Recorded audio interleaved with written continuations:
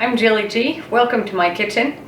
Today I'm going to show you how I make rhubarb raisin cranberry sauce, relish, jam, whatever. It's kind of a thickish sauce, kind of like cranberry sauce with rhubarb and raisins.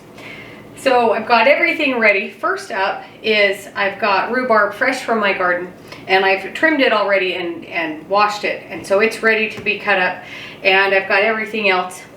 And I wanted to show you a little trick here for a cutting board to make it so it doesn't slide around is you just wet down a little bit of a paper towel.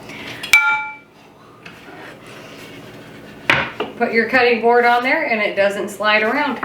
So we need 4 cups of fresh or frozen rhubarb, and I'm just going to start cutting these and we'll go till we get 4 cups. Smallish pieces.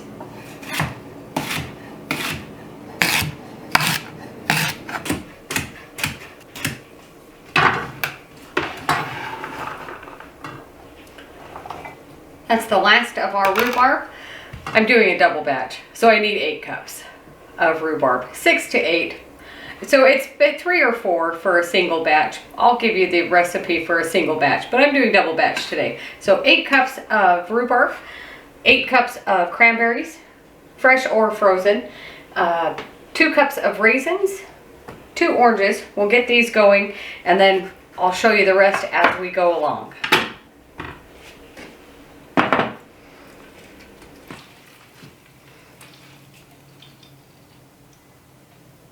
So juice of 2 oranges, set this aside. This can stay here.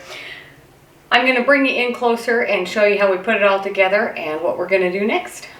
In a big saucepan or Dutch oven, put your 8 cups of cranberries and your 8 cups of rhubarb. I'm just going to give it a stir.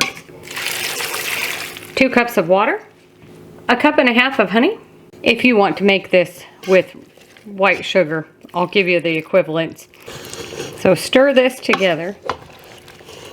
I have 2 teaspoons of orange zest, 2 teaspoons of ground ginger. You could use fresh if you want. 2 cups of raisins, and our 2 oranges juiced. I'm just going to strain just in case there's any seeds in there. So use your muscles and get everything stirred together. I'm going to turn the heat on about medium high. We want this to come up to a boil.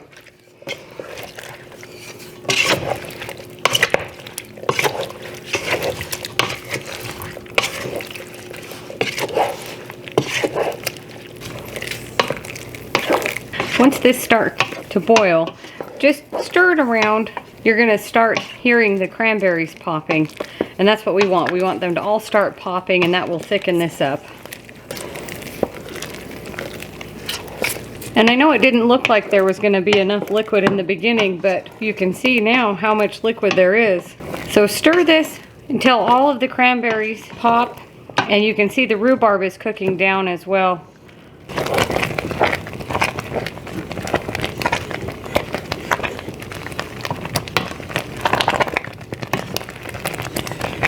Once this is rapidly boiling, you can turn the heat down to about medium-low. It splatters everywhere. But you can see how thick it's already gotten. And if you have a flat, heavy wooden spatula like this, it's really good for stirring and making sure nothing is stuck on the bottom. You don't want a really thin-handled one because this is pretty thick and you need something that won't break.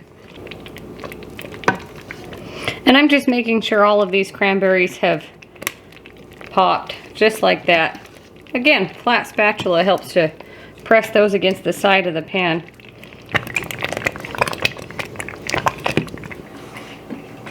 Once all of those cranberries have popped and it's really thick like this, we'll turn off the heat and bring it over here. Splatters everywhere. And I have a little saucepan here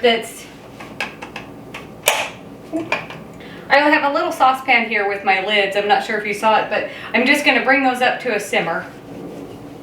And I have all of my jars ready. A single batch usually makes about 3 pints. So I have 6 pints and then just a little halfy jar. We'll see what happens. Might have too much, but we'll see. Waiting for the lids to come up to a simmer. These are really good for the jars because one jar is hot and then you gotta put the lid on. So that's really handy. You don't burn your hands off. So my lids are just to a simmer and I've turned the heat off. I'm gonna turn this way, bring it closer, and we're just gonna start ladling it into our jars.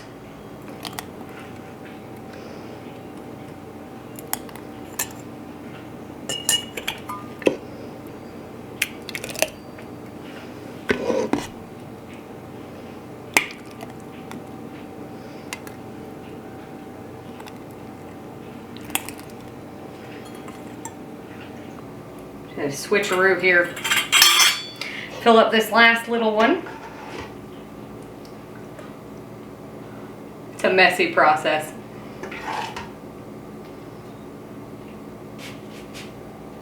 And if you have that extra, you can just put it in the fridge or the freezer. Same with any of these. So just move this aside.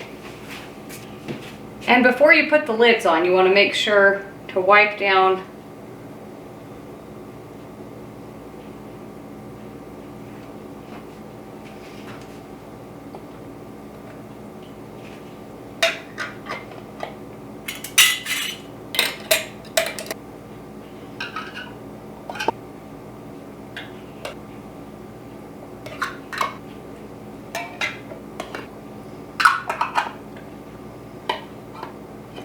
little magnetic lid lifter. So handy. So I just loosely put these on to begin with. Put on your oven mitts. And then I just tighten them up. And then we're gonna flip them upside down for about 20 minutes or so.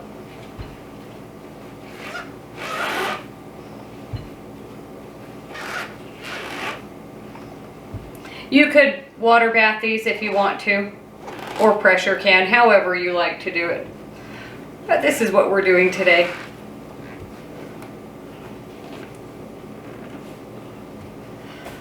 I'll pick you back up in about 20 minutes. So after 20 minutes, you can just gently flip them back over.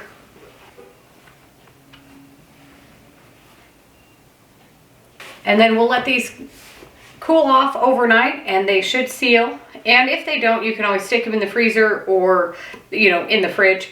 And we'll just leave these out overnight. And that's my cranberry rhubarb raisin relish or jam, whatever you want to call it. It looks pretty good.